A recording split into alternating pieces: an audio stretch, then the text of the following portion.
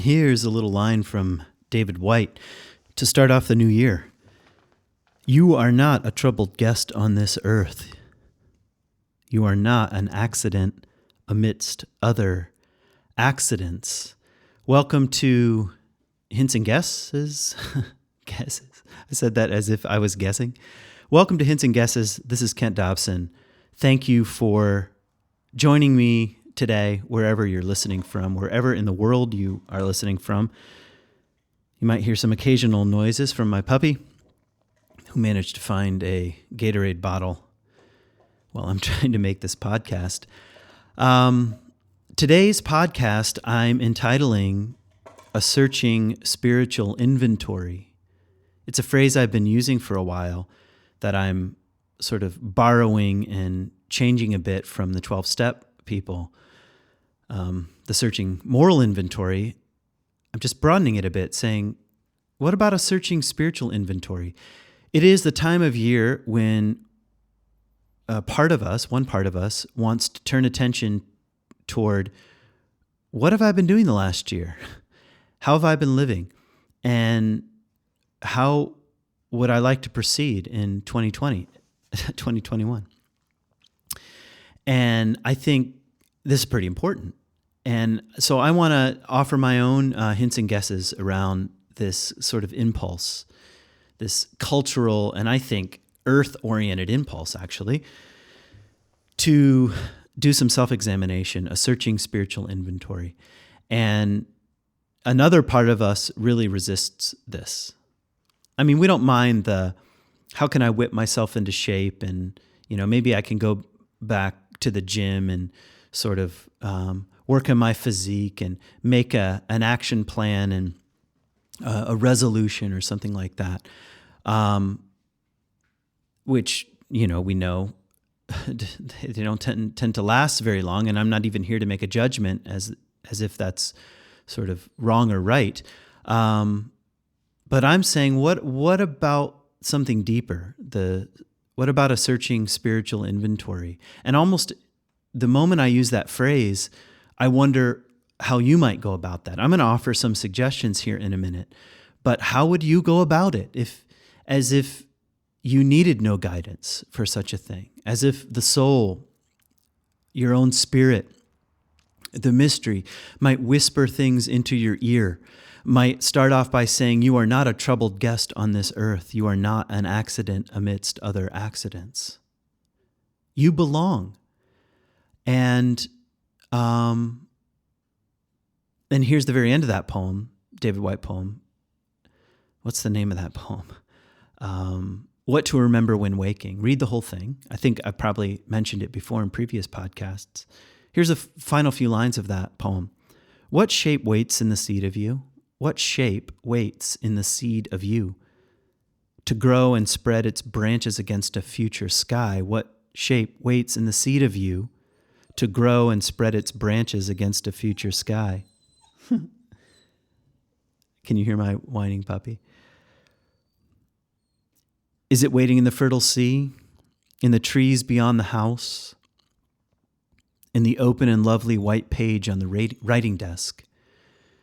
This poem ends with a question. Is it waiting in the open and lovely white page on the writing desk? And that's what the turning over the year is like. It's like a white page. And as if something is yet to be born. And he's asking something larger. What's waiting in the shape of you that wants to grow and spread its branches against a future sky? And how do you listen to that, the intelligence of that shape? Something like that. And I might have to let my puppy outside in a second. Okay, let me take a pause. I think I'd like to add at this point just a few thoughts about the kind of two-sided feeling I have around this time of year and around this year in particular, where, I almost, maybe it's true for you, I don't remember another year where people used the name of the year so regularly. Like, it's 2020. Can you believe what 2020 has brought us. Thank God 2020 is over, this sort of thing. So much emphasis. And I mean, for good reason. There's a kind of a global collective consciousness of what is happening with the pandemic and sort of the spiraling sort of consequences of the global situation we find ourselves in. And also, of course, if you're listening from the States, and even if you're not, which many of my listeners, by the way, aren't from the States, so hi. I'm sure you've heard that we've been in an election year that has taken up a lot of air waves and seems to be never ending. Here I am in January 2021, and things still don't feel settled. So, so the two-sided feeling I have is something like this. On the one hand, viruses don't keep time. They're not aware. Nature is not following a Western clock. And that seems to be true. And even the unfolding of the seasons, the turning over of the year, the darkest night of the year, just letting go into the beginning of the return of the light. I'm enjoying saying these things, and also having a puppy, a living, breathing being, whining. Hold on, I gotta let her out. As I'm sitting here making this podcast in my garage, I'm looking out the window at the blanket of snow, which is kind of new here in Michigan. We had a very slow start to the winter, and it's an image and a metaphor that it's not even a metaphor. It's the way things are in this part of the world, and there's a sleepiness and a quietness and a darkness and a waiting that's happening this time of year. That's partially why I wanted to make a series of Advent podcasts. The approaching of the turning of the light and the return of the sun and the eventual spring, something like that. And my point is that nature doesn't keep time like we do. Nature is not like, oh my God, it's 2020. It's just doing its thing. Yet at the same time, there's another side of my sort of feeling and my thought that suggests something like this. Hey, quit chewing that. It suggests something like this, that human beings, part of being a human being has been to orient ourselves to the cycles and seasons by naming them, by calling them by something, by marking the seasons. One of the coolest pieces of archaeology found in Israel, in my view, is something called the Gezer calendar, and it's a calendar, and it's kind of crudely written on, but it just sort of marks the seasons, and it appears to be a kind of writing exercise, as if someone was learning to write, a scribe, and was just practicing with the seasons. And what I love about it is that human beings, as far back as we can glimpse, have tried to say this part of the year and not this part of the year, by marking it, by following the signs of the stars and the grain and wheat fields, and orienting their lives and orienting meaning around the unfolding of the seasons. It was a way of surrendering, in a way, to the mystery of life, that I am here at the complete dependence of the earth community, you could say. That's what a calendar is supposed to do. I am here with complete dependence on the earth community, and I'm going to turn toward it with a kind of sacredness. And that ought not to be let go of, at least in my view, even with our scientific knowledge and our data and our what appears to be way around the cycles and seasons, where I can get tomatoes, in the middle of winter in the grocery store, but it's kind of an end around. We know there's a kind of facade happening with that. There's a kind of it doesn't appear to be all that sustainable, or we could say more directly, it comes with a cost. So the two-sided feeling is nature doesn't care that it's 2020, and yet that's part of being human. We turn attention to the seasons and the times. So maybe my point is right now, let's say 2020 is over. It is. We've made it through this particular year. And with it has come loss and grief and some suffering and some new opportunities and some challenges.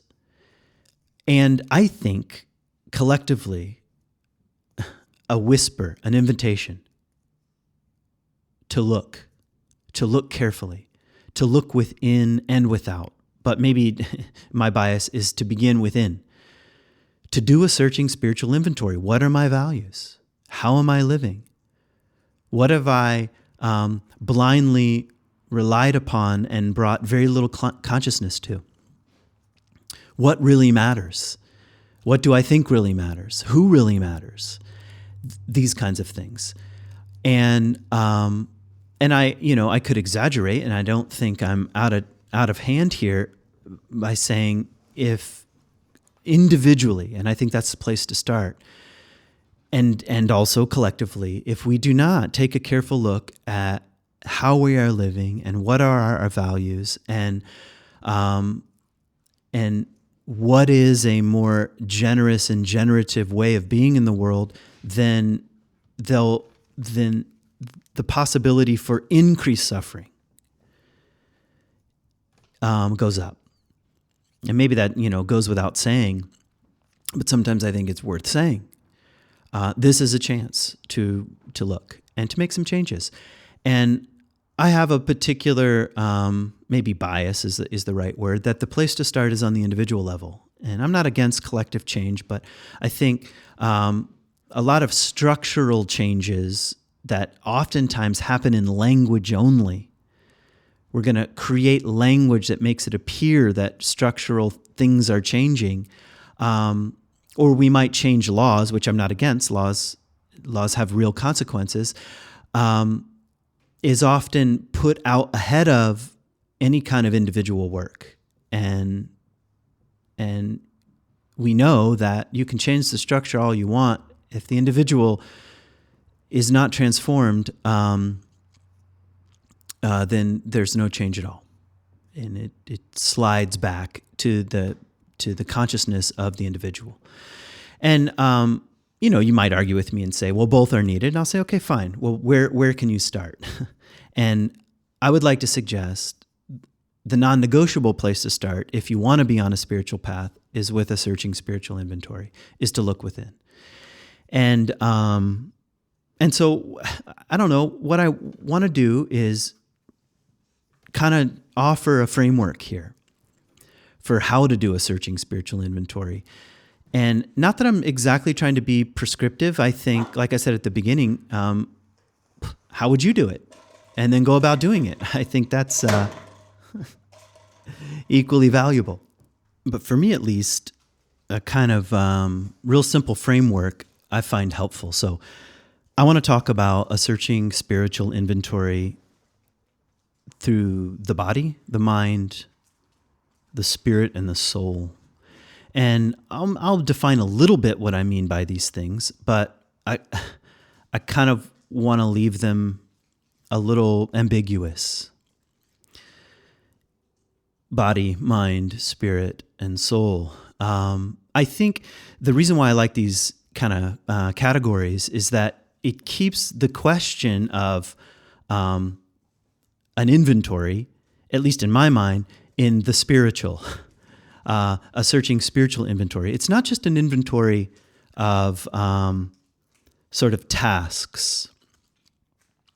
It's know thyself on a deeper level as best we can.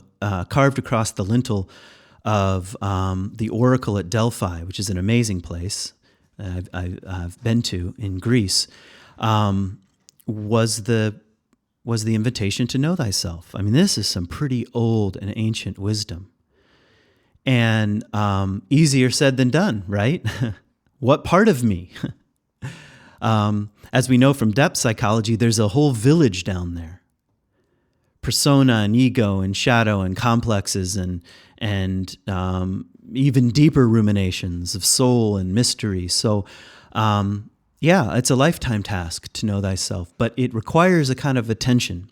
The same kind of attention you would give to a serious relationship like a marriage or a partnership, that kind of attention toward knowing thyself. We often give more attention toward the significant other than we ever give toward knowing thyself. So it's a challenge, and I think this time of year is as good as any. And I think the nature itself might be inviting us as we go into a kind of hibernation to enter into the searching spiritual inventory. So I'm not really talking about resets or life advice or goal setting or productivity, all of those things you might need help with. I mean, by no means am I against them. In fact, I often need some help with productivity and goal setting. I'm not above that, believe me. So that might be someone else's podcast you might want to listen to. I'm trying to get at some other dimensions equally important. So, and maybe there's always a little bit of bleed over toward regular ego affairs and affairs of the heart, you could say. So,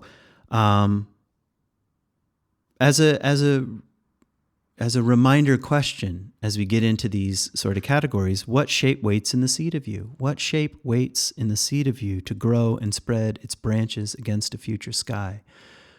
What part of you, what depths, what longings, what possibilities in 2021 are waiting to grow into a future sky that you can only at this point imagine? So let's talk a bit about body. And the question I'd like to ask, maybe at the beginning of each of these, is kind of straightforward. What is my relationship like with my own body? I think in some ways that's a better question than am I hitting my weight goals, or how's my fitness level, or what's my diet like? All of those I think are important, but what's my relationship like with my body? And is it an adversarial one? Is it a complementary one? Is it an unconscious one? What's my relationship like with my body? And I mean body, like not only in my sort of physicality. And if 2020 has suggested anything, it's like it's saying kind of directly, what is your relationship like with your own health? And what are you doing to protect your health or to invest in a more healthy future? I think I don't want to be overly critical because it's a year of so much criticism, I suppose.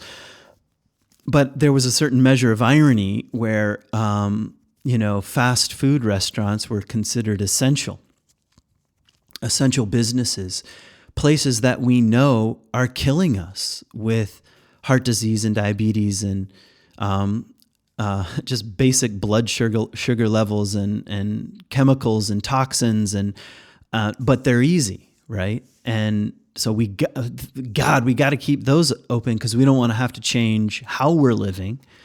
So those get deemed essential, where gyms were shut down. It's like, and I understand why, and I don't want to, get into the scientific debates about what makes a gym an unhealthy place with a virus, but you get the irony, and it kind of reveals what we value as Western Americans in kind of in a humbling way. So, what is my relationship like with my own body? And let's expand that out, because I mean also emotionally. Emotions are housed in the body, and traumas, big and small, are housed in the body. And what is my relationship like with my own emotional life? Where do I carry my emotions? There's been a lot of fear, anxiety in the waters here. And it's an interesting question. Where do I carry my own? If you right away you say, well, I don't have any fears and anxieties, you might want to get curious about that. You might want to get curious about the ways in which you very cleverly have moved those around somewhere. And they might be coming out in a certain place in the body, And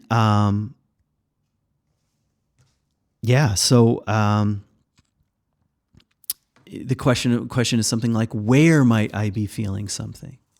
Where do I feel something? These are complex, and they're nuanced, and they're subtle, and they're private. And I've felt for some time, I'm about to say something mega obvious, but I'm going to say it anyway. Social media is not good for spiritual growth.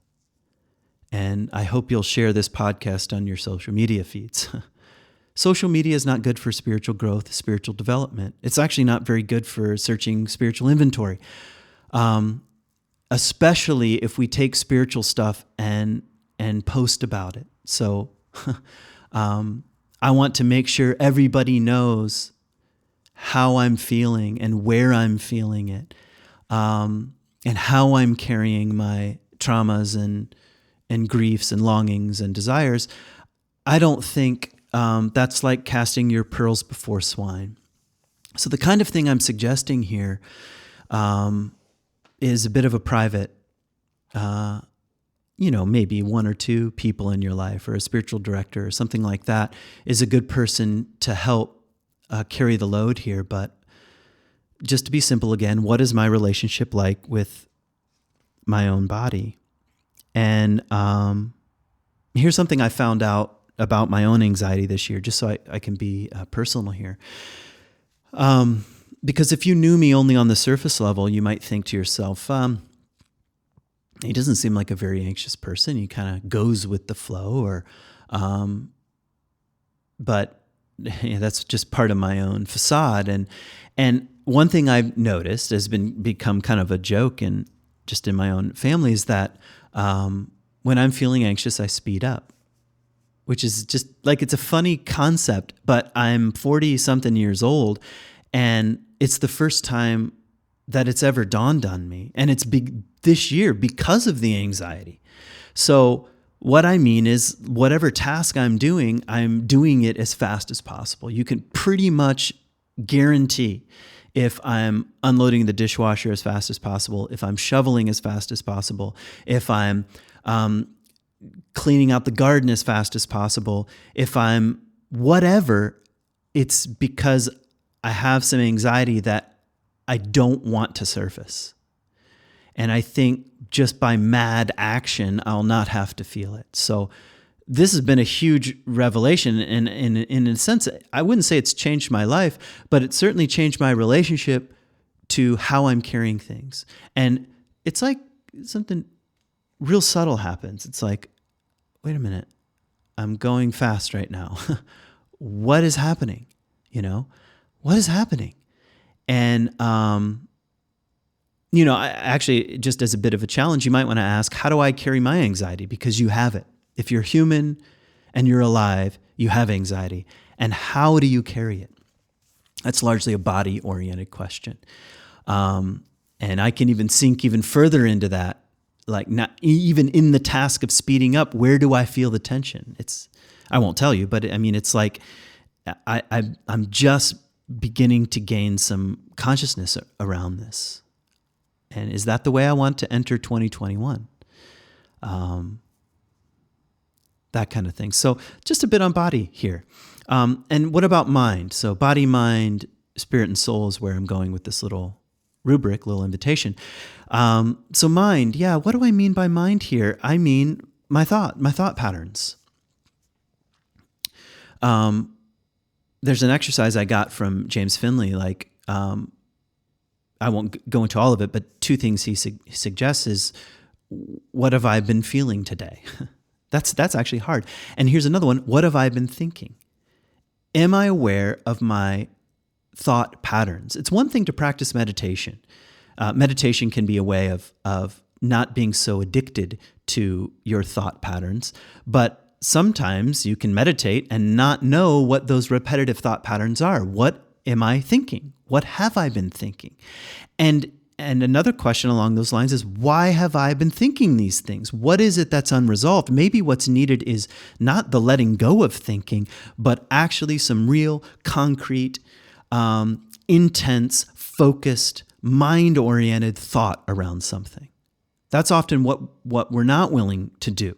It's like we get caught in the repetitive thinking loop, but we're not following it all the way through. I'll give you a really stupid example. And I've had something like 40 cars in my life, and that's a lot considering I'm 44 years old. And I haven't been driving for all of those 40 years. So that's a lot of cars. And so you could say, oh, I have a problem. Well, kind of, yeah. I'm always swapping out, and when I get in the loop, I can't get out of it. It's like, now it's Facebook Marketplace, but before it was Craigslist, and before it was classified ads of various kinds, and or parking lots that I knew had used cars, this kind of thing. Like, I think that part of the obsession was upgrading, and part of it was style and persona, and I want a cooler car. But the thought pattern, you get in the loop, like, well, what can I get rid of, and what can I afford, and how many miles are on it, and what's the insurance going to be, and around and round and round and round, and never really to the point of, what is it that I value? Okay, I need a way to get around. I live in America. I live in the Western world, where cars, for the most part, are pretty much a necessity. And what do I need? Why do I need it? Why am I pursuing this? I mean, really challenging thought. So 2021, what have I been ruminating on? What's been going around and around and around in my own loops? And maybe actually what's needed is some concentrated thought here.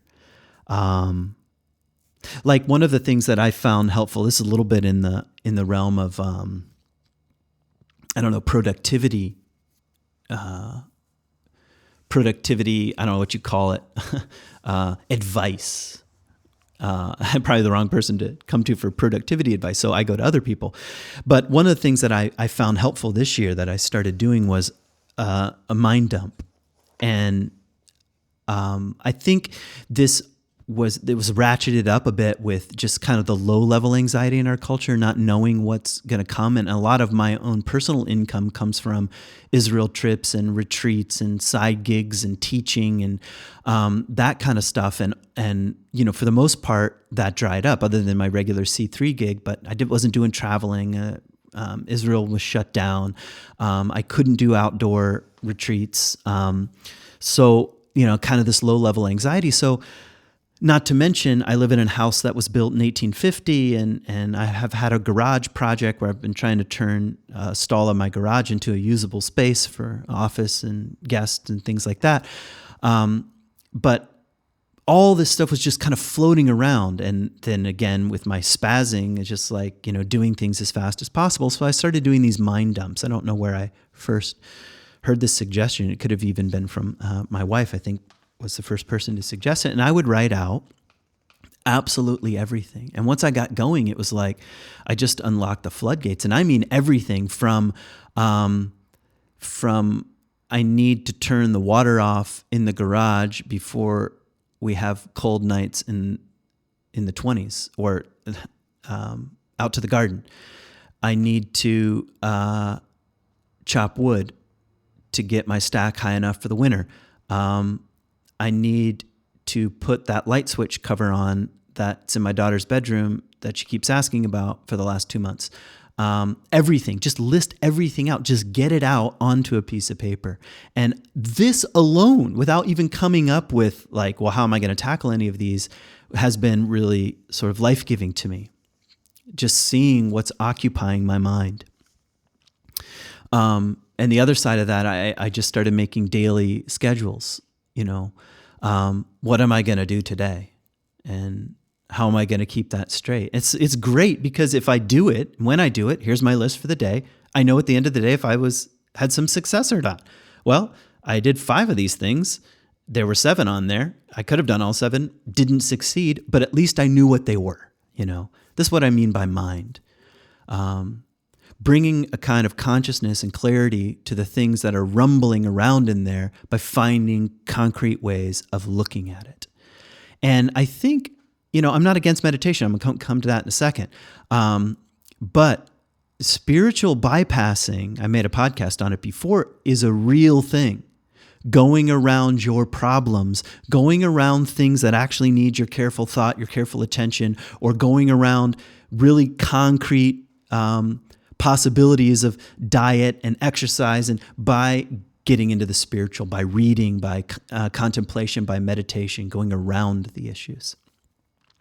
So that's why I like to start with the body and the mind.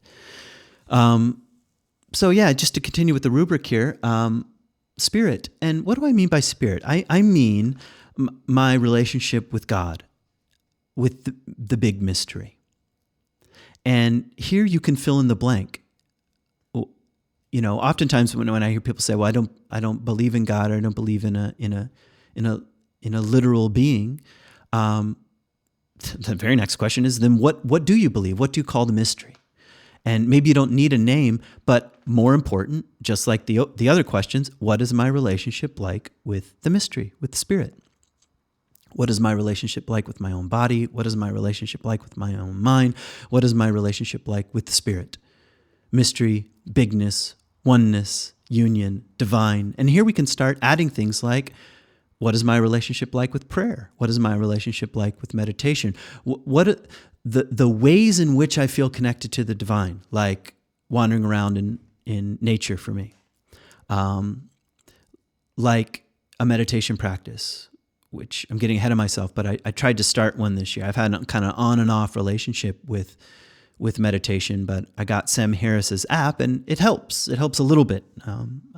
I can't say it's a regular part of my routine, but okay, a daily practice of sinking into the present. Where else is the mystery than in the present? So what is my relationship like with spirit or God, as I might define God, or the divine as I might, I was going to say define the divine, but as if that's possible. So theology aside, what is my relationship like with spirit? Do I want a relationship with mystery? And I do. So what have I been doing this past year in 2020 that's toward that end? Do I have a prayer life? Do I have a prayer practice?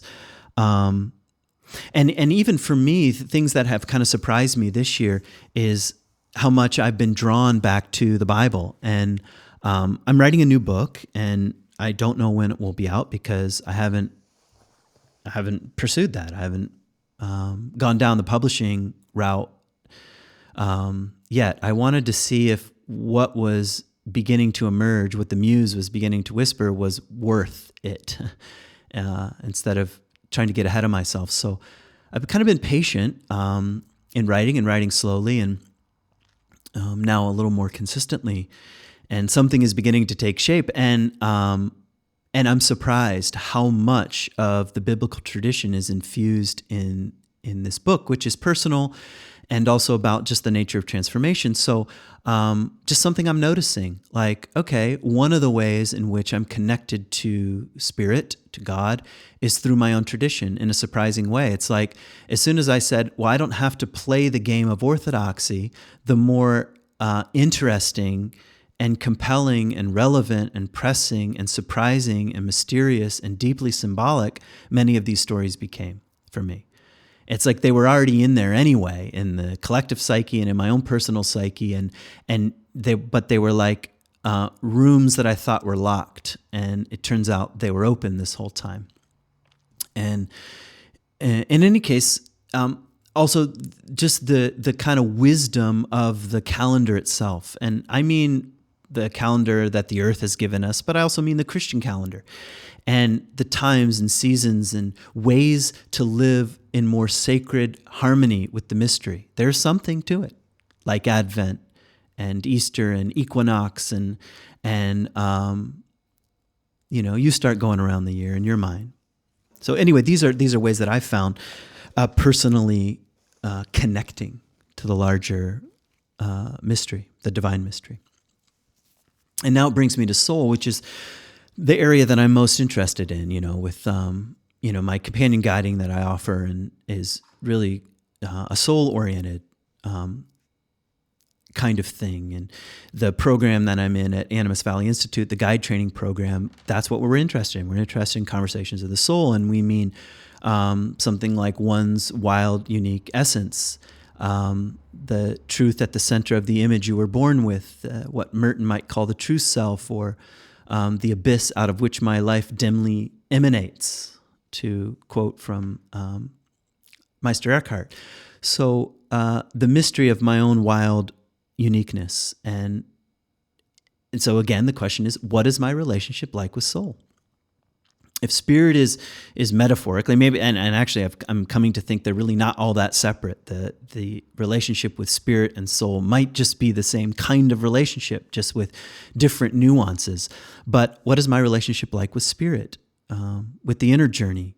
For me, that's through dreams and an active imagination and wanders and